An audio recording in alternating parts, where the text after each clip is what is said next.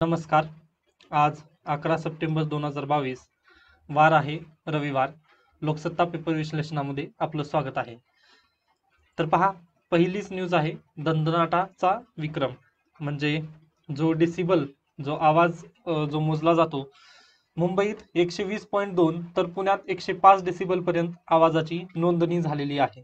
Okay, म्हणजे हे अतिशय घातक वगैरे आपल्याला दिसून येतं. मग आता या संदर्भात थोडंसं आपण डेसिबल म्हणजे काय वगैरे या संदर्भात चर्चा करणार आहोत. तर पहा, हे आहे डेसिबल.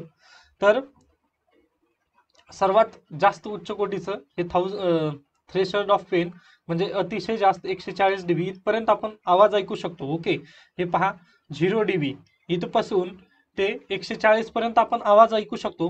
परंतु हा जो आवाज असतो 80च्या पुढे गेल्यानंतर, इथून जर गेल्यानंतर म्हणजे हे वर जर गेलं तर हे अतिशय घातक असतो. व या जर तुम्ही जास्त काळ जर या आवाजामध्ये जर सानिध्यात असाल तर तुम्हाला बहिरेपणा वगैरे येण्याची जास्त शक्यता असते. ओके, म्हणजे पहा, आपण मानवी शरीराला वगैरे जे ऐकायचा आवाज आहे ते 80 ते 85 पर्यंत फार झालं. ओके, आता तुम्ही पण आपल्या मोबाईलमध्ये पण ऍप्लिकेशन या संदर्भातचे वगैरे आहेत, मग आपण 80-85 पर्यंत ठीक आहे. ओके, ते जास्त लाऊड वगैरे नसतं, म्हणजे व्हेरी लाऊड जरी आहे परंतु तेवढं आपण सहन करू शकतो. ओके, मग पहा 0 dB विकेस्ट साऊंड, त्यानंतर breathing, rustling leaves, whisper, refrigerator.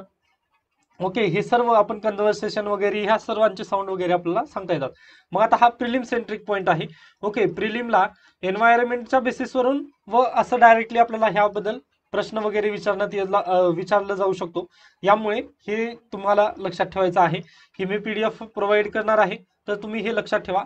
Fire crackers म्हणजे जे फटाके वगैरे दिवाळीमध्ये फोडण्यात येतात, तर त्याचा आहे 140 dB व जेट इंजिन याचा आहे 130 dB. तर पोलीस सायरन, ओके, त्यासोबतच अँब्युलन्सचं सायरन पण आपण इथे कन्सिडर करू शकतो, तर त्याचं येतं 120 dB. ओके, म्हणजे याच्या पण थोडंसं कमी सानिध्यात वगैरे म्हणजे 80 ते 140 पर्यंत जे डिसिबल आहे त्याच्या थोडंसं कमी सानिध्यात वगैरे राहण्याचा तुम्ही प्रयत्न केला तर ती तुमच्या आरोग्यासाठी पण एक अतिशय चांगली बाब म्हणून आपण ओळखतो. त्यानंतर दुसरी न्यूज आहे, किंग चार्ल्स तिसरे ब्रिटनचे नवे सम्राट बनलेले आहेत. ओके, म्हणजे ब्रिटनमध्ये कसं आहे, तर वंश परंपरेनुसार तिथे सम्राट किंवा शासक वगैरे आपण तिथे म्हणतो, परंतु आपण तसं नाहीये. आपल्याकडे गणराज्य आहे. ओके, म्हणजेच काय, आपण जे आहे आपल्याकडे राष्ट्रपती, ओके, हे काय असतील, आपले सर्वोच्च प्रमुख वगैरे असतील देशाचे. अगदी तसंच त्यांचे सम्राट वगैरे असतात, ते तिकडे वंश परंपरेनुसार वगैरे चालतं. तसं आपल्याकडे गणराज्य हे वंश परंपरेनुसार वगैरे चालत नाही. तर फक्त हे आपला आणि त्यांच्यामधला वगैरे थोडासा फरक तुम्हाला लक्षात असला पाहिजे. त्यानंतर पत्रकार कप्पन यांना जामीन मिळालेली आहे. आता पहा, काल आपल्याला हे नव्हता, सॉरी, काल न्यूजपेपरला वगैरे सुट्टी होती, त्यामुळे आपण चर्चा त्याबद्दल वगैरे केली नाही. परंतु पत्रकार कप्पन यांना जामीन मिळालेली आहे. लगातार 23 महिने ते जेलमध्ये वगैरे होते. म्हणजे मी काय घेतलं हे यासंबंधी तुम्ही चर्चा न करता तुम्ही थोडंसं म्हणजे समाजामध्ये असून जाणीव वगैरे असल्याचं तुम्हाला माहिती पाहिजे. कारण सुप्रीम कोर्टानं पण म्हटलेलं आहे काल त्यांच्या केसमध्ये की प्रत्येक व्यक्तीला मुक्तपणे विचार व्यक्त करण्याचे स्वातंत्र्य आहे. ओके, हे तुम्हाला पण अगदीच माहिती पाहिजे. आर्टिकल 19 हे तुम्हाला कुठे GS2 मध्ये जवळ म्हणजे आता सध्याला चालू असलेल्या केसेस वगैरे त्या संदर्भात देता येतील व त्यानुसार तुम्हाला म्हणजे अँसर रायटिंग मध्ये याचा बेनिफिट होईल. या निमित्ताने मी ही केस वगैरे घेतलेली आहे. त्यानंतर पुढे चला. त्यानंतर कुनोतील चित्ता प्रकल्पाचे 17 सप्टेंबरला उद्घाटन होणार आहे. तर आफ्रिकेतील चित्त्यांना मध्य प्रदेशातील कुनो राष्ट्रीय उद्यानात सोडण्याचा केंद्र सरकारचा महत्वाकांक्षी प्रकल्प आहे वगैरे. या संदर्भात भरपूर चर्चा वगैरे मागच्या न्यूजपेपरमध्ये वगैरे झालेली आहे. 17 सप्टेंबरला पंतप्रधान नरेंद्र मोदी यांचा वाढदिवस असल्याने त्यानिमित्ताने या दिवशी हा कार्यक्रम वगैरे होणार आहे. तर यात पण जास्त डिटेलमध्ये वगैरे न जाऊ नका तुम्ही. त्यानंतर नागपूरमध्ये सर्वाधिक बाल गुन्हेगारी, मुंबई दुसऱ्या स्थानावर आहे. ओके, म्हणजे नागपूर जास्त आहे महाराष्ट्रामध्ये, हे आपल्याला लक्षात असायला पाहिजे. मग हे असं का होत आहे, तर पहा, का वाढते बाल गुन्हेगारी, तर बाल गुन्हेगारांचे वय लक्षात घेता त्यांना कारागृहात न ठेवता त्यांना बाल सुधारगृहात ठेवण्यात येते. ओके, तेथे अनेकदा बाल गुन्हेगारी निर्मूलनासाठी सकारात्मक प्रयत्न न करता उलट बालकांवरच अत्याचार केले जातात. ओके, यामुळे त्यांची जी गुन्हेगारी वरती आहे ती कमी होत नाही, ओके, कमी होत नाही, तर त्यांच्यावर अत्याचार वगैरे होत असतात, त्यामुळे ते काय होतात, उलट वाढते बालगुन्हेगारी ही जी हे आहे ती पद्धत तसंच वगैरे पुढे वाढत जाते.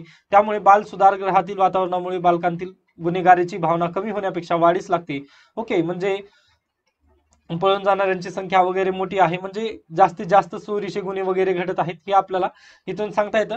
म्हणजे हे एक तुम्हाला पॉईंट इथे नोट आउट करता येतं. व तुम्हाला जर आता यावरती सोल्युशन जर द्यायचं असेल तर त्यांच्यावरती जे बाल गुन्हेगारांमध्ये त्यांची जी हे आहे काय म्हणतो आपण निर्मूलन, ओके, बाल गुन्हेगारांचं जे निर्मूलन वगैरे जी योग्य पद्धतीने राबवलं जावं यासाठी तुम्हाला जास्तीत जास्त प्रयत्न वगैरे करायला हवेत.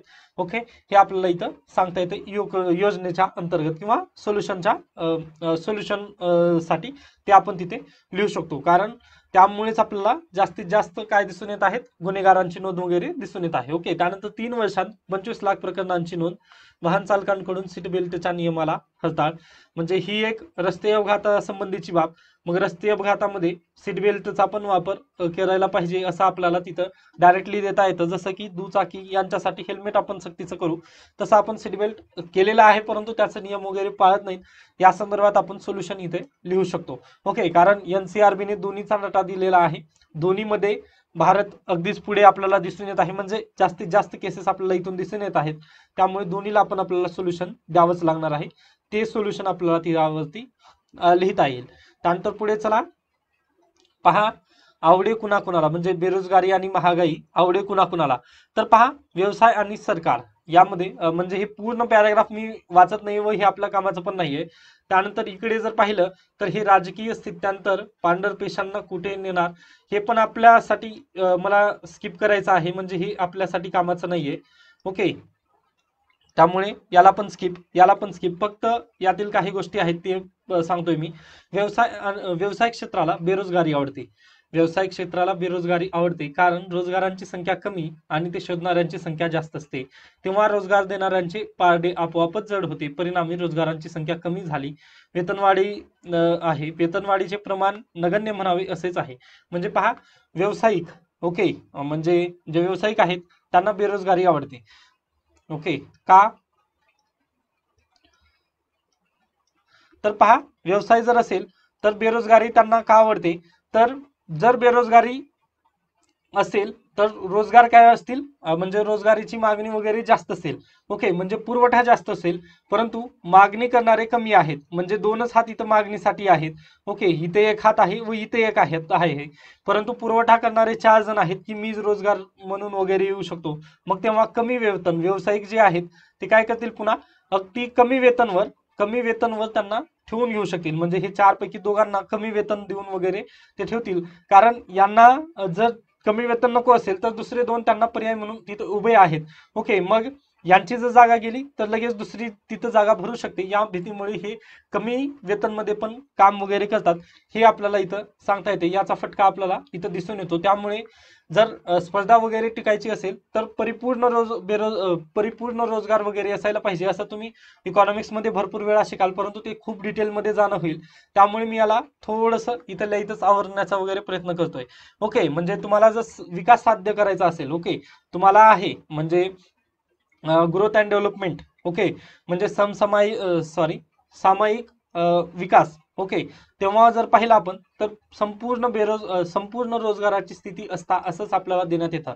ओके, एक कंडिशन असते संपूर्ण रोजगाराची स्थिती, कारण रोजगाराची स्थिती जर सगळीकडे नसेल तर अशा पद्धतीचे मागणी आणि पुरवठ्याच्या सिद्धांतानुसार कमी वेतन वगैरे तिथे फटकार आपल्याला दिसतो. त्यामुळे समसामयिक जे हे आहे आपल्याला काय म्हणतो आपण, जो विकास आहे भारताचा किंवा जे इकॉनॉमिक्स जे विकास आहे ते होत नसलेला आपल्याला दिसून येतं. यासोबतच गुन्हेगारी टोळ्यांना बेरोजगारी आवडते. अंमली पदार्थांची तस्करी, बाकीची तस्करी, अवैध दारू व्यापार, सट्टा आणि जुगार, मानवी तस्करी आणि तत्सम बेकायदेशीर कृत्यांसाठी बेरोजगार हे त्यांच्यासाठी ते कुरणच असते. ओके, त्यामुळे बेरोजगारी त्यांना, म्हणजे बेरोजगारी नसल्यानंतर त्यांना खायला वगैरे पैसे नसतात, त्यामुळे ते गुन्हेगारी प्रवृत्तीकडे जास्तीत जास्त वगैरे ओढले जातात, हे आपल्याला सांगता येतं. तर कर गोळा करणारे आणि विक्रेते यांना काय असतं, महसूल विभागाने कर वसूल करणाऱ्यांना महागाई फार आवडत असते, कारण जेवढी महागाई वाढली तेवढं कर जास्त तुम्हाला येत असतं, म्हणजे टॅक्स वसुली आपल्याला जास्तीत जास्त कर पाहायला मिळते. जर पहा, आता एक 5 रुपयाचं आहे एखादी वस्तू 5 रुपयाची आहे ती आता 50 रुपये झालेली आहे व त्यावरती जर पूर्वी 3% हे असेल म्हणजे काय म्हणतो आपण टॅक्स असेल तर तेच 3% इथे पण लागू झालं तर जास्तीत जास्त रक्कम कुठून मिळेल तर या 5 रुपयापासून न मिळता या 50 रुपयापासून 3% जास्त आपल्याला मिळतील. त्यामुळे महागाई जर कोणाला चांगली वाटत असेल तर ती महसूल विभाग आणि कर वसूल करणाऱ्यांना ती आवडत असते. ओके, म्हणजे सरकारला ती जास्तीत जास्त रित्या आवडत आहे हे आपल्याला इनडायरेक्टली इथं सांगता येतं. त्यानंतर पुढे चला,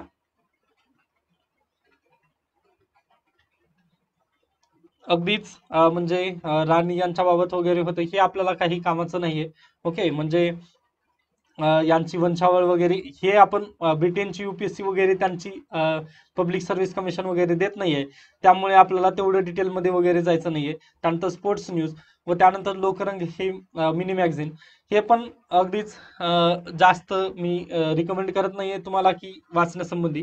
जर तुम्हाला वेळ असेल व तुम्हाला वाचनाची आवड असेल तर तुम्ही ते नक्की वाचू शकता, अन्यथा आवश्यकता नाही. त्यानंतर आपण लागलीच द हिंदू या न्यूजपेपरकडे वळणार आहोत व पहा इथे पण सप्टेंबर 11, 2022 वार आहे रविवार. तर चला, पहिली न्यूज पहिला आणि दुसरं पेज जे आहे जॅकेट पेज म्हणतो आपण ते पूर्णतः ऍडव्हर्टाइज मध्ये वगैरे आहे. त्यानंतर new adoption rules create confusion. Okay, म्हणजे आय थिंक यापूर्वी आपण याबद्दल चर्चा केलेली आहे ऑगस्ट मंथ मध्ये. ओके, यावरती अगदीच हे आलेले होते म्हणजे एक्सप्लेन्ड सिरीज आलेली होती न्यू अडॉप्शन रूल बद्दल, तेव्हा आपण याबद्दल चर्चा केलेली आहे. तर पहा, with district manager now having final says cases already in courts are in limbo. म्हणजे पहा काय झालेलं आहे तर juvenile justice care and protection of children amendment act 2021 1 September पासून लागू झालेला आहे भारतामध्ये. ओके, तर मग पहा, न्यू रूल्स हे adoption cases pending before courts shall stand transferred to the district magistrate. म्हणजेच जे कोर्ट पूर्वी पहा दत्तक जर घ्यायचं असेल तुम्हाला एखाद्या पाल्याला वगैरे जर दत्तक घ्यायचं असेल म्हणजे एखाद्या मुलाला वगैरे पालकांसंबंधी दत्तक जर घेत असताल तर तुम्हाला पूर्वी हे कोर्टद्वारे घेण्याचा अधिकार होता. ओके, तुम्हाला कोर्टात वगैरे जावं लागायचं, मग तिथून हे दत्तक वगैरे देण्यात यायचं. परंतु आता कसं झालेलं आहे, या दत्तकचा संबंध आता कोर्टाकडून इकडे आलेला आहे डिस्ट्रिक्ट मॅजिस्ट्रेट. ओके, डीएम कडे आलेला आहे. म्हणजे झालेलं काय, कोर्टाचे अधिकार आता डीएम ला वगैरे देण्यात आलेले आहेत. मग झालंय नेमकं तर पूर्वीचे जे हे होते केसेस होते कोर्टामध्ये, पूर्वीची केसेस पेंडन्सी आहे 3000 काहीतरी केसेस अशा पद्धतीची पेंडन्सी आहे. मग आता यांना डीएम कडे वर्ग वगैरे करण्यासाठी थोडंसं आता डिले वगैरे या दरम्यान पण आपल्याला पाहायला मिळत आहे. The idea was hasten the adoption process because of pendency cases in the court. त्यानंतर lawyers activities and activists and adoption agencies say neither DMs nor judges aware of new rules. Kara official says 1000 adoption cases pending before courts. Okay, sorry 3000 म्हटलं मी, 1000 cases pending before court आहेत. Okay, व जर पाहिलं आपण तर जे कोर्टमधील जे justice आहेत म्हणजे जे न्यायाधीश आहेत आणि जे डीएम जिल्ह्यातील जे जिल्हाधिकारी आहेत हे दोघं पण काय आहेत तर त्यांना माहिती नाही की नवीन लॉ मध्ये वगैरे काय आहे, म्हणजे ते पण अवेअरनेस वगैरे त्यांच्यात पण नाहीये. म्हणजे अवेअर आहेत असं यांचं म्हणणं आहे ऍक्टिव्हिस्ट आणि लॉयर्स. ओके, यांचं कारण ऑलरेडी इकडे फीस पेड वगैरे आहे कोर्टामध्ये, ती केस वगैरे चालू आहेत. मग अशा पद्धतीने कायदा अचानक आला तर हे जे दत्तकाचं संबंधीचं जे हे होतं म्हणजे रूल वगैरे होते ते आता जायचे कोणाकडे, हा थोडासा प्रॉब्लेम आपल्याला इथं फेस करता म्हणजे जे दत्तक वगैरे घेणार आहेत त्यांना फेस करावा लागत असलेला आपल्याला इथं दिसून येतो. ओके, त्यानंतर चला पुढे. त्यानंतर पहा, tree planted by Elizabeth two in the spotlight. म्हणजे 1961 मध्ये जेव्हा क्वीन एलिझाबेथ टू यांनी व्हिजिट दिलेली होती तेव्हा त्यांनी एक ख्रिसमसचं झाड वगैरे लावलेलं होतं, ते आपल्याला इथं दिसून येतं. उंच वगैरे झालेलं आहे आपल्याला सांगता येतं. म्हणजे आपण पण ट्री प्लांटेशन वगैरे करायला पाहिजे. हे म्हणजे आपण जरी नसलो तरी आपल्या ह्याच्यामध्ये नक्कीच झाड वगैरे एखादा दुसऱ्यांना सावली वगैरे देईल अशा पद्धतीने एक आपल्याला चांगला वारसा आपल्याला इथं जपलेला दिसतोय. ओके, हे आपल्याला इथं सांगता येतं. ओके, म्हणजे ही न्यूज पण आपल्याला विचारण्यात येणार नाही, परंतु आपल्याला एक वारसा वगैरे जपण्यासाठी ही एक न्यूज बेस्ट आपल्याला सांगता येते. त्यानंतर Kerala rubber plantation in crisis. Okay, म्हणजे याबद्दल पण एडिटोरियल वगैरे येतील तेव्हा आपण याबद्दल पण डिटेल जाणार आहोत, पण आता सध्याला त्याबद्दल पण चर्चा नको आहे. त्यानंतर पुढे चला, आता एडिटोरियल पेजवर वगैरे जायचं आहे. ओके, त्यामुळे मी थोडंसं फास्ट नेतोय. पहा, why cloud burst forecast in India still remains elusive. Okay, म्हणजेच काय, तर भारतात ढगफुटीचा अंदाज अजूनही मायावी आहे.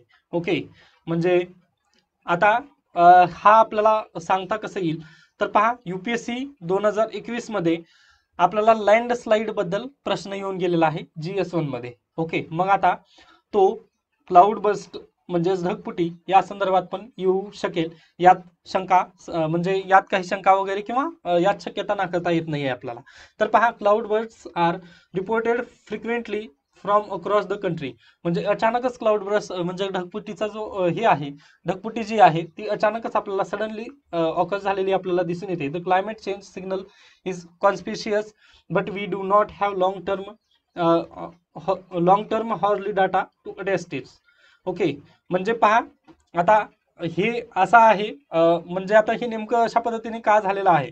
आता अचानकच ढगफुटी वगैरे येते, परंतु त्यांना आपण प्रिडिक्ट वगैरे करू शकत नाही. म्हणजे पहा ना, इथं भारतात ढगफुटीचा अंदाज अजूनही मायावी आहे. म्हणजे अतिशय मायावी पद्धतीने ढगफुटी वगैरे येते असं यांना म्हणायचं आहे.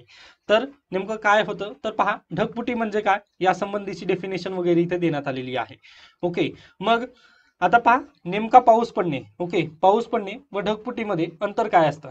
ओके, म्हणजे ढगफुटी, थोडंसं पेन चालत नाहीये माझी, त्यामुळे थोडंसं खूप डिले होत आहे.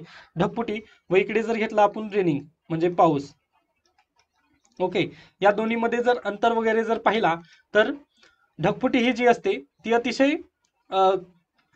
जास्त पाऊस व कमी म्हणजे कमी स्क्वेअर किलोमीटर, पहा 20 ते 30 स्क्वेअर किलोमीटर मध्येच ती जास्त पाऊस देते. तर पाऊस हे पूर्ण रिजनला वगैरे देण्याचं म्हणजे जास्त पर्यंत कव्हर करण्याचं म्हणजे ज्याचा एरियावरून आपण सांगू शकतो की ढगफुटीचा जो एरिया असतो तो अतिशय कमी असतो, परंतु पावसाचा जो एरिया असतो तो अतिशय जास्त असतो. आपल्याला असं या पद्धतीने सांगता येतं. म्हणजे हा जनरल डिफरन्स आपल्याला इथून सांगता येतो. म्हणजे ढगफुटी म्हणजे काय, तर प्रॉब्लेम हाच झालेला आहे.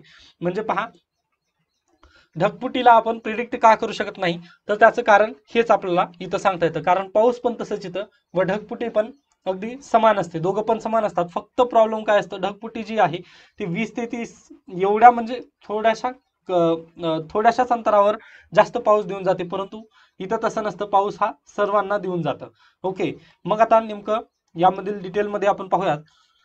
Cloud blanket cloud blanket 70% of the earth surface at any given time. Okay, they are like a thin layer of a floating ocean which enough water to cover the entire surface of the earth with about 1 inch of rain. A modest sized cloud 1 cubic kilometer may contain more than 5 lakh liters of water equivalent to the mass of 100 elephant. Okay, म्हणजे एवढं त्यामध्ये cloud मध्ये आपल्याला काय असते, ताकद आणि पाणी आपल्याला दिसून येतं. ओके, म्हणजे अगदीच एक थिन लेअर जरी असला तरी याच्यामध्ये ताकद व पाणी जे असतं ते अतिशय जास्त आपल्याला दिसून येतं. मग हे जे ढगफुटी वगैरे जे असते ते कशामुळे नेमकं बनते, तर cloud burst even often associated with cumulonimbus cloud. आता हे क्लाउडचे प्रकार आहेत, हे आपल्याला प्रिलिम सेंट्रिक विचारण्यात येऊ शकतं. ओके, त्यामुळे मी याला इथं घेतलेला आहे. हा पॉइंट प्रिलिम सेंट्रिक आपल्याला जास्त आहे. That cause thunderstorms and occasionally due to monsoon wind surges and other weather phenomena. Cumulonimbus clouds can grow up to 12 ते 15 kilometre in height through the entire troposphere. Occasionally up to 21 kilometre can hold a huge amount of water. Okay, हे आपल्याला क्युम्युलोनिंबस cloud या संबंधी पण सांगता येतं. Okay, हे तुम्हाला अगदीच लक्षात ठेवायला पाहिजे. तर इथे आणखीन एक पॉइंट हायलाइट आहे, तो आहे ट्रोपोस्फियर. ओके, ही डायरेक्टली PDF मी देईन तुम्हाला. तर पहा, क्युम्युलोनिंबस क्लाउड आणि ट्रोपोस्फियर या दोन गोष्टी तुम्ही परीक्षेच्या दृष्टिकोनातून लक्षात ठेवा प्रिलिम्सच्या सेंट्रिक मध्ये, ढगफुटी या अंतर्गत. त्यानंतर मेनसाठी हे संपूर्ण पॉइंट आपल्याला गरजेचं आहे. तर याचे मग पहा, cloudbursts hence occur mostly over huge terrains over the Himalayas, the western Ghat and the north eastern hills state of India. म्हणजे जे ढगफुटीचे हे आहेत केसेस वगैरे जे आहेत ते बेसिकली जर पाहिलं हिमालया रिजन, त्यानंतर वेस्टर्न घाट आणि नॉर्थ ईस्टर्न हिल्स. आता पहा हे अशाच पद्धतीने प्रश्न ढगफुटी लँडस्लाईड बद्दल आलेला होता 2021 मेन्स मध्ये. तर लँडस्लाईडचं हिमालय आणि वेस्टर्न घाट हेच प्रश्न तिथं पण देण्यात आलेला होता. मग ढगफुटी पण इथंच का घडून येते वगैरे हे आपल्याला इथून सांगता यायला हवं. त्यानंतर recent cloud birds that caused significant devastation occurred over the Himalayan foothills in Himachal Pradesh in the year 2003. त्यानंतर लडाख 2010, उत्तराखंड 2013. त्यानंतर आताच जुलै 8 2022 मध्ये जुलै 8 2022 मध्ये flash flood occurs in the Lidder valley en route to Amarnath temple in Jammu and Kashmir. Okay, हे पण आताचं current उदाहरण आपल्याला इथं सांगता येतं. हे उदाहरण आपण डायरेक्टली लिहू शकतो. मग या उदाहरणाला म्हणजे या ढगफुटीला आपण टॅकल का करू शकत नाही, तर पहा monitoring station on the ground can hardly capture the cloudburst characteristics due to highly localized and short occurrence. Hence most of these events go under reported due to the lack of monitoring mechanism in the region, weakening our ability to understand this event in complete perspective. म्हणजे पहा आपले जे station वगैरे आहेत IMD चे जे station वगैरे आहेत म्हणजे हवामान विभागाचे वगैरे ते आपले ग्राउंड लेवलवरती आहेत एक तरी. ओके, मग पहा या लेवलमध्ये या स्टेशनमध्ये एक प्रॉब्लेम आहे. वर जे आभाळामध्ये जे ढग वगैरे तयार होतात, ओके, हे ग्राउंड वरती असतं. ओके, हे ग्राउंड आहे आपल्या व इथं आपण थांबलेलो आहोत असं आपण कन्सिडर करूयात. मग पहा हे ढगफुटीचे आहेत की साध्या पावसाचे आहेत हे आपल्याला इथं प्रिडिक्शन करणं हे खूप महत्वाचं ठरतं. म्हणजे हे प्रिडिक्ट करता येत नाहीये. ओके, की हे ढग पावसाचे आहेत किंवा ढगफुटीचे ढग आहेत हे आपल्याला प्रिडिक्ट करता येत नाही. ते एक आपल्याला इथं कारण दिसून येत आहे. त्यामुळे आपण प्रिडिक्शन वगैरे करत नाहीत. ओके, त्यानंतर detecting cloud burst while satellites. मग जर आपण याला सॅटेलाइटचा वगैरे जर यूज केला तर कसं होईल आपल्याला सांगता येईल. तर व्हाईल सॅटेलाइट म्हणजे आता हे ग्राउंड बद्दल बोललो मी. ग्राउंड मधून काय म्हटलं की आपल्याला खालून आपल्याला सांगता येणार येईल की ते ढगफुटीचे ढग आहेत की पावसाचे ढग आहेत. ओके, त्यानंतर जर आपण सॅटेलाइटचा वापर केला, while satellites are extensively useful in detecting large scale monsoon weather systems. The resolution of the precipitation radars of these satellites can be much smaller than the area of individual cloudburst event, and hence they go under detected. Whether the forecast model also face similar challenges in a simulating out at a high resolution. म्हणजे पहा जे सॅटेलाइटचे radar जे आहेत ते पण अशाच पद्धतीचं त्यांचं पण प्रेडिक्शन कमी ठरतं आहे. कारण हे अचानक म्हणजे जर क्लाउड जर आले तर क्लाउड काय करतं म्हणजे सॅटेलाइट वगैरे त्यांचं रडार जे काय करतं की हे सर्वकडे पाऊस वगैरे आहेत अशा पद्धतीने ते सांगत असतं. म्हणजे ढगाच्या पद्धतीनुसार ते हे करण्याचं प्रेडिक्शन वगैरे करण्याचे काम रडार करत असतात. परंतु म्हणजे आता इथं इथं इथं वगैरे अशा पद्धतीचे ढग आहेत, परंतु ते इंडिव्हिज्युअल ढगाला वगैरे कॅप्चर किंवा प्रिडिक्शन वगैरे करत नाहीत. म्हणजे फक्त ह्या पर्टिक्युलर ढगावर त्याचं प्रिडिक्शन वगैरे करणं सॅटेलाइटला पण थोडंसं कमजोर आपल्याला इथं दिसून येतं. ओके, की या ढगामधून ढगफुटी होईल का किंवा ह्या ढगाचं पाणी इथपर्यंतच मर्यादित असेल का हे त्यांना सांगता येत नाहीये. ओके, हे सगळ्या पूर्ण वातावरणाचं किंवा ह्या पूर्ण रिजन बद्दल ते सांगतील की ह्या ढगाचं पाणी वगैरे कुठपर्यंत, परंतु एकाच ठिकाणी जाईल किंवा नाही हे इथं पण सॅटेलाइटद्वारे पण यांना सांगण्याचं थोडंसं कठीण काम इथं झालेलं आहे. त्यानंतर जे सायक्लोन आहे, सायक्लोनमध्ये जे अपघाती सायक्लोन मध्ये जे आपलं हे होतं म्हणजे काय म्हणतो आपण त्याला, cyclone can be predicted about 1 week in advance. हवेवर cloud burst forecast still remain elusive. म्हणजे पहा सायक्लोन मध्ये जे आपलं नाश वगैरे होतो किंवा आपल्या संपत्तीचं जे हानी वगैरे होते, ओके, जीवित हानी म्हणा किंवा आर्थिक वगैरे जी हानी होती ती आता टाळता येत आहे. ओके, ती कमी होत आहे. कारण पहा सायक्लोन जे चक्रीवादळ वगैरे आहे त्यांचं प्रिडिक्शन आपल्याला 8 दिवस अगोदरच लावता येतं, परंतु ढगफुटीचा अंदाज आपल्याला 8 दिवस अगोदर वगैरे लावता येत नाही. तर पहा त्याचा अंदाज 3 तास अगोदर वगैरे लावता येऊ शकतो. ओके, आय थिंक इथंच आहे. Multiple droplet weather radars can be used to monitor for moving cloud droplet and to help providing nowcast. This can be a quick measure for providing warning, but radars are an expensive affair. The installing them cost across the country may not be practically feasible. म्हणजे पहा, जसं इथे म्हटलं आपण cyclone चक्रीवादळ संबंधी आपण करता येऊ शकतं की त्यांना 8 दिवस अगोदर हे झालेलं आहे, म्हणजे प्रेडिक्शन कळतं की हे इथे इथे या कोस्टलला वगैरे धडकणार आहे. ओके, मग म्हणजे मुंबई वगैरे यांना कोस्टलला धडकणार आहे, तर तिथं अगोदरच डिझास्टर मॅनेजमेंटच्या टीम वगैरे तयार असतात, त्यामुळे आपल्याला प्रिकॉशन्स वगैरे तिथे घेता येतात. परंतु तसं ढगफुटीच्या अंदाजासंबंधात आपल्याला बांधता येत नाही. का? तर कारण त्याचं आपल्याला हेच सांगता येईल की म्हणजे प्रेडिक्शन आपले योग्य ठरत नाहीत. मग हे प्रेडिक्शन ठरण्यासाठी आपण रडारचा वापर करू शकतो, मल्टिपल ड्रॉपलेट रडार वगैरे आपण वापरू शकतो. त्यातून फक्त 3 तास अगोदर आपल्याला ढगफुटी होणार आहे की नाही हे आपल्याला समजू शकतं. परंतु हे रडार संपूर्ण भारतभर जर लावायचं म्हटलं तर त्याचा खर्च हा जास्त असतो. ओके, त्याचा खर्च जास्त असतो व फक्त 3 तास आपल्याला मिळतील, ज्यामध्ये आपण सांगू शकतो की इथं ढगफुटी होणार आहे की नाही. मग हे आपल्याला अगदीच फुल्ली कॉस्टफुल वगैरे ठरू शकतं. मग आपला देश अगोदरच म्हणजे विकसनशील मार्गावर आहोत व आपल्या देशामध्ये दुसरी समस्या जास्त आहेत, न की ही ढगफुटीची समस्या. त्यामुळे आपल्याला रडारचा पण हेल्प वगैरे घेता येत नाही. परंतु या व्यतिरिक्त आपण जास्तीत जास्त प्रेडिक्शन वगैरे याच दुसऱ्या अन्य पारंपरिक सिस्टीम वरून वगैरे लावण्याचा प्रयत्न आपण करून यांना थोडंसं टॅकल करण्याचा वगैरे प्रयत्न नक्कीच करत आहोत, हे आपल्याला इथं सांगता येतं. The change in monsoon. मग आता यावरती परमनंट सोल्युशन तर हाच आहे की आपलं जे क्लायमेट चेंज वगैरे आहे, तर आता फक्त पहा 1 डिग्री सेल्सिअसने राईज झालेला आहे. त्यामुळे आपल्याला सांगता येतं की मिड 19th सेंचुरी पासून, म्हणजे मी पहिल्यांदा इकडून इकडे आल्याचं कारण तेच आहे की फक्त 1 डिग्री सेल्सिअस नी तापमानामध्ये, जागतिक तापमानामध्ये वाढ झाल्यामुळे आपल्याला ढगफुटीचा आपल्याला म्हणजे ढगफुटी आपल्याला मिड 19th सेंचुरी मधून आपल्याला दिसून येत आहे.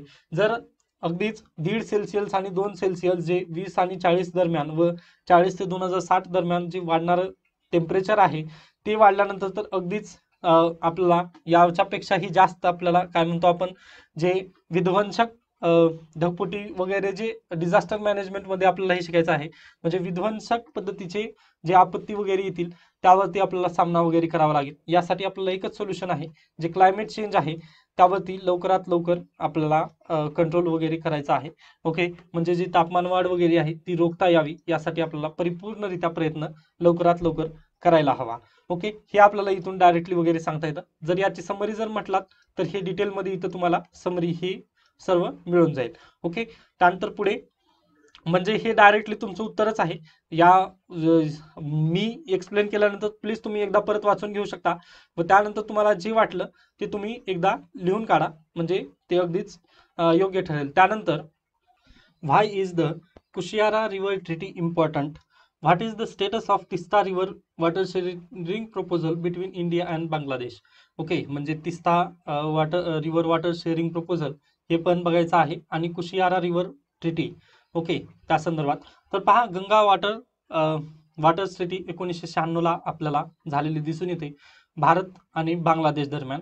आत्ताच 5 ते 8 सप्टेंबर दरम्यान बांगलादेशच्या पंतप्रधान शेख हसीना यांची व्हिजिट झाली. त्या दरम्यान कुशियारा रिव्हर ट्रिटी या संदर्भात देखील आपल्याला चर्चा वगैरे झालेली आपल्याला पाहायला मिळते. तर कुशियारा रिव्हर ही एक डिस्ट्रीब्युटरी आहे, bank river which flows through Assam and then to Bangladesh. Okay, distributary म्हणजे पहा, तर ही जी नदी आहे आतापर्यंत आपण पाहिलेलं आहे ट्रिब्युटरी. ट्रिब्युटरी म्हणजे काय? याची उपनदी. ओके, उपनदी म्हणजेच काय? तर हे जे मुख्य नदी व ही झाली उपनदी, म्हणजेच दुसऱ्या नदीचं पाणी येऊन मुख्य नदीला मिळणे ही उपनदी झाली. पण डिस्ट्रीब्युटरीचा अर्थ काय आहे? तर पहा, मुख्य नदीमधून एखादी उपनदी बाहेर पडणे, हे अशा पद्धतीने. पूर्वी काय होत होतं? ट्रिब्युटरी म्हणजे पाणी मिसळणे, मुख्य नदीमध्ये पाणी मिसळणे म्हणजे उपनदी. ओके, म्हणजे ट्रिब्युटरी म्हणतो. व डिस्ट्रीब्युटरी म्हणजे मुख्य नदीमधून पाणी बाहेर पडणे, त्याला आपण डिस्ट्रीब्युटरी असं इथं आपल्याला डायरेक्टली सांगता येतं. ओके, मग त्यानंतर हे ॲग्रीमेंट कशा संबंधी म्हणजे कशामुळे इम्पॉर्टंट वगैरे आहे हे आपल्याला जर सांगायचं जर म्हटलं तर requirement for greater cooperation on fluid control. म्हणजे पहा, पूर ही एक समस्या आसाममध्ये वगैरे नॉर्थ ईस्ट संबंधी जास्त आपल्याला पाहायला मिळते, कारण ब्रह्मपुत्रा नदी, ओके, ब्रह्मपुत्रा नदी संबंधी ही एक आपल्याला अतिशय जास्त मुख्य समस्या असलेली ही आहे, प्रमुख समस्या आहे, ओके, ब्रह्मपुत्रा नदीवरची. मग या पुरा संबंधित टॅकल करण्यासंबंधी यासोबतच यासोबतच बांगलादेशमधील जे इरिगेशन रिलेटेड इश्यू आहेत त्यांना पण टॅकल करण्यासाठी ही ॲग्रीमेंट, कुशियारा ॲग्रीमेंट हे अतिशय महत्त्वाचं ठरत असलेलं आपल्याला इथं सांगता येतं. ओके, मग how will Bangladesh use the water, तर the water of Kushiyara will be channelled through the Rahimpur canal project in Sylhet. Okay, सही व्हॉट इज कुशियारा ॲग्रीमेंट वगैरे हे मी समजावणार आहे, फक्त थोडंसं दुसऱ्या स्लाइडवरती आपल्याला जावं लागणार आहे, परंतु तत्पूर्वी मी हे सर्व डिटेल आपल्याला एकदा सांगून येतो, मग पुन्हा आपण तिकडे जाऊयात. त्यानंतर why is the water of from the Kushiara so important for Rahimpur Canal, the utility of the river and the canal during the lean or winter season had gone down, affecting cultivation of rice as well as wide variety of vegetables for which Sialhet is famous. The additional water of Kushiara through the Rahimpur Canal therefore is only way to ensure steady supply of water for irrigation and agriculture field of orchids from the subdivisions of the Sialhet. Okay, त्यानंतर आता आपण जाऊयात दुसऱ्या स्लाइडवरती, हे सियालहेटचं वगैरे म्हणजे हे पाहूयात. तर पहा इथे थोडंसं मी झूम करतो याला. तर हा बांगलादेश आहे, ओके, हे अशा पद्धतीने बांगलादेश आहे, ओके, व ह्याच्या इकडे जर पाहिला तर आसाम वगैरे आहे. मग इथं जी आहे ही आपल्याला इथून बराक रिव्हर आलेली मिळते. ओके, बराक रिव्हर म्हणजे पहा, Barak river flows 900 kilometre through the states of Manipur, Nagaland, Mizoram आणि आसाम इन इंडिया. हे तुम्हाला लक्षात ठेवायला पाहिजे, बराक रिव्हर भारताचीच आहे. ओके, म्हणजे USA वगैरे जर अशा पद्धतीचे जर ऑप्शन असतील तर ते डिलीट करण्यासंबंधी तुम्हाला पण एकदा बेस्ट होईल. मणिपूर, नागालँड, मिझोरम आणि आसाम इथून ही नदी वाहते, म्हणजे मणिपूरमध्ये तिचा उगम आहे. Further it enters to Bangladesh where it is known as the Surma and Kushiyara. पहा, हे इथं म्हणजे मणिपूरमधून उगम वगैरे होते, त्यानंतर आसाममधून ही बांगलादेशमध्ये एंटर करते. बांगलादेशमध्ये एंटर केल्यानंतर हिचं नाव काय होतं, कुशियारा रिव्हर होतं. ओके, अँड लेटर कॉल्ड मेघना before receiving the combined flow of the Ganga and Brahmaputra water. म्हणजे पहा, पुन्हा ही नदी काय होते, मेघना होते. मेघना नदी कशामुळे, तर ब्रह्मपुत्रा आणि गंगा या दोघांचं मिळून एक नदी तयार होते, त्याला मेघना म्हणतात, व या नदीला ही कुशियारा नदी जाऊन मिळत असते. ओके, मग आता हे डिटेलमध्ये आहे, हे प्रिलिम सेंट्रिक वगैरे हे तुम्ही पूर्ण तुम्ही वाचून घेऊ शकता. ओके, त्याबद्दल काही नाही आहे. आता मला इथलं जे पॉईंट वगैरे सांगायचं होतं तो असा हा आहे. तर पाहूया आता दोघं. तर पहा, हा बांगलादेशचा आपण मॅप पाहिला. ओके, हा बांगलादेश आहे. ओके, मग या बांगलादेशमध्ये हे सियालहेट इथं आहे, पहा, हे सियालहेट आहे व इथं बराक नदी इथे, व ही अशा पद्धतीने वगैरे हे इथून आपल्याला बे ऑफ बेंगालमध्ये जाता असलेली दिसून येते. ओके, मग आणि हे पहा, इकडून गंगा वगैरे येते व इकडून ब्रह्मपुत्रा, जमुना नदी जी म्हणतो वगैरे, हे अशा पद्धतीने इथे येऊन म्हणजे ते मिळणार आहेत कुठे, बे ऑफ बेंगाललाच ते शेवटी जाणार आहेत. मग बांगलादेशचं म्हणणं काय आहे की जी कुशियारा नदी आहे, म्हणजे जी बराक नदी आहे, ती जी ह्या पद्धतीने वगैरे येते, फ्लो वगैरे होते, मग या नदीचं पाणी आम्ही या सियालहेट, ओके, सिलहेट या ठिकाणी वगैरे द्यायचं आहे त्यांना. ओके, ज्यामुळे काय होईल पहा, इथलं जे राईस कल्टिवेशन वगैरे जे आहे, जे राईस कल्टिवेशन वगैरे आहे त्याला इथं जास्तीत जास्त पद्धतीने मदत वगैरे होईल, ज्यामुळे व्हेजिटेबल्स वगैरे यांची जी ह्या रिजनमध्ये जे दुष्काळ वगैरे पडतं, म्हणजे पहा, प्रामुख्याने हिवाळा जर आला, म्हणजे पावसाळ्यात या नदीला वगैरे पाणी असतं भरपूर, म्हणजे या रिजनमध्ये पाणी असतं भरपूर पावसाळ्यामध्ये, परंतु हिवाळा जेव्हा आला, हिवाळ्यामध्ये इथं पाण्याची टंचाई वगैरे भासते. पाण्याची टंचाई भासत असल्यामुळे यांनी काय म्हणत आहेत की ह्या ज्या नदीचं पाणी शेवटी इकडे जाऊन मिळणार आहे, व ह्या नद्यांमुळे इकडे आसाममध्ये तर अगदीच दरवर्षी बाढ येते. ओके, म्हणजे पूर तर दरवर्षी स्थिती अगदीच असते. मग यामुळे पुराची स्थिती पण कमी होईल, कारण आम्ही ह्याचं पाणी थोडंसं जास्त पद्धतीने वगैरे काढून घेऊ. ओके, बराक नदीतून वगैरे उपसा जास्त होईल व पाण्याचा पण तिथून वापर वगैरे जास्त होईल, त्यामुळे एक प्रॉब्लेम कशाची होती, पुराची जी समस्या आहे ती पण कमी होईल. यासोबतच जे प्रमुख होतं, जे वॉटर इरिगेशन सिस्टीम वगैरे जे बांगलादेशला अगदीच मदत होईल, त्याचं पण आपल्याला इथं मदत वगैरे होईल. म्हणजे 1 तीर 2 निशाण आपल्याला इथून दिसून येत असलेले म्हणजे दिसून येतात. म्हणजे इथून सांगता येतं की 1 तीर मधून 2 निशाण वगैरे त्यांना साध्य करायचे आहेत. ओके, या निमित्ताने ही जी कुशियारा ट्रिटी वगैरे वाटर ट्रिटी आहे ती आपल्याला साईन वगैरे झालेली आपल्याला इथं दिसून येतं. तर हे अशा पद्धतीने आपल्याला डायरेक्टली पर्स्पेक्टिव्ह वगैरे जे आहे ते अशा पद्धतीने आहे. बाकी हे जे आहे हे तुम्ही इथं डायरेक्टली जे डिटेलमध्ये वगैरे आहे हे तुम्ही पाहून घेऊ शकता. त्यानंतर पहा, मग भारताला यावरती आक्षेप वगैरे काही आहे का, तर आता हे पुढे आहे दिलेलं आहे. त्यानंतर what was the India's objection on the Rahimpur canal, तर withdrawal of India's objection is likely the main part of the agreement. म्हणजे भारतानं आक्षेपच काही नोंदवला, यावरती काही ऑब्जेक्शन वगैरे नोंदवलेला नाहीये. ऑगस्ट 25लाच त्यांनी फायनलाइज्ड वगैरे ॲग्रीमेंट वगैरे केलेलं आहे.